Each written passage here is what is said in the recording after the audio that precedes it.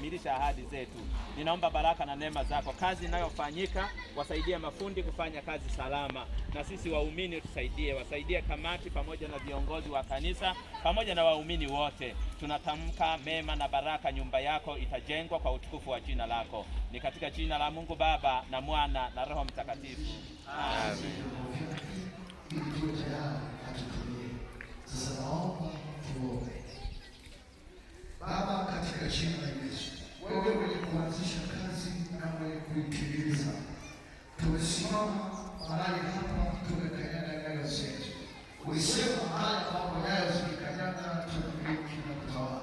Asante kwa sababu umetambua mahali ambapo hema tunajengwa na madhabahu itawekwa ili watoto wako wapate na jamii inayozunguka mahali hapa ipate kujua ya kwamba uko mahali hapa, ili zije mahali hapa kwa kukamilisha kazi hii. Wewe ndiye mwenye fedha na dhahabu, wewe ndiye mwenye kumiliki vyote. Hakuna akasema ya kwamba nimewekea nyumba ya Bwana vitu vya fedha kwa vitu vya fedha, vitu vya chuma kwa vitu vya chuma, vitu vya shamba kwa vitu vya shamba. Nami ninajua wako wako wale umeweka neno lako ya kwamba watakuwa tayari kwa ajili ya kazi yako.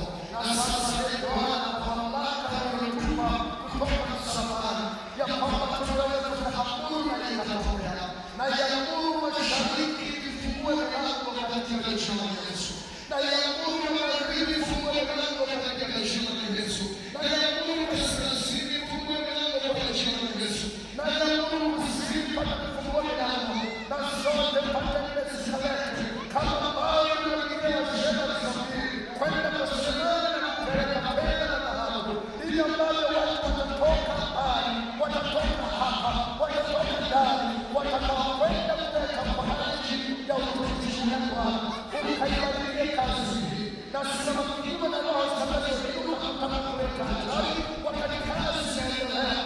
Ninafunga katika jina la Yesu na achia ulinzi wako Mungu wakati wanaendelea kushindana na walio mbele zao. Mungu umesema duniani sisi tunasimamia ni kama mawakili, lakini Baba unamiliki vyote. Maana tulikuja uchi, tutarudi kama tulivyokuja, lakini umetubariki mali ili tutumikie katika hizo mali, upate kuimarisha agano lako. Naomba uwabarikie watoto wako waliokwisha kutamka ahadi zao katika awamu ya kwanza.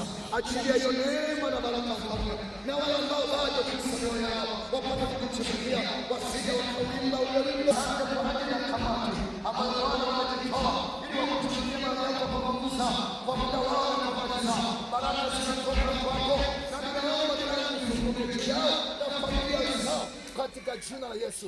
Mkono wa neema na nguvu katika kazi tunaangalia jina lako na kutukuza ya kwamba maombi haya yanapata katika Yesu, na Mungu tutafanya kujibu sawa sawa na utukufu wa jina lako. Na sasa asante kwa yote, na ninaomba na kuamini ndio pamoja na watu wako kupitia jina la Yesu Kristo aliye Bwana na Mwokozi wa maisha yetu.